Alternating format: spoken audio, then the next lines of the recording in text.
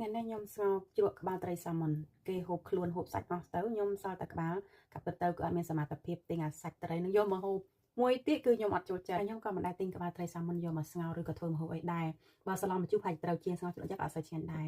គឺខ្ញុំបាននេះដោយសារមិត្តភក្តិគាត់យកមកឲ្យគាត់យកមកឲ្យឡើងពីក្បាលក៏ខ្ញុំនឹងតែធ្វើអីទេអត់មានបន្លែសឡំម្ជូរដូច្នេះខ្ញុំក៏មកស្ងោរជ្រក់ទៅយប់នេះនៅម្នាក់ឯងទេមានដីពីណាដាំមានតែសួនបន្លែតាមប្រួយហ្នឹងមានតាំងពីខ្ញីតាំងពីអីទៀតនេះខ្ទឹមនឹងខ្ញុំយកមកដាក់ក្នុងស្ងោរហ្នឹងណាបើឲ្យខ្ញុំដាក់បន្ទុកគឺថា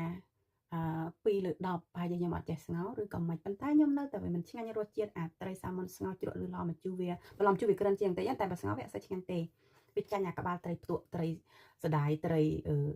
ស្អីគេត្រីរស់ត្រីឆ្ដោរបស់យើងទេចាញ់ឆ្ងាយតែម្ដងដោយសារវាប្រភេទត្រីសមុទ្រចឹងណាហើយត្រីនេះវាសម្បូរពពួកអូមេហ្គា3ចឹងរសជាតិវាតែមិនសូវឆ្ងាញ់ចឹងឯងមិនថាស្លម្ជូរឬស្ងោរជ្រក់ទេច្បាច់ក្រូចឬក៏ដាក់ម្ជូរឲ្យក្រាស់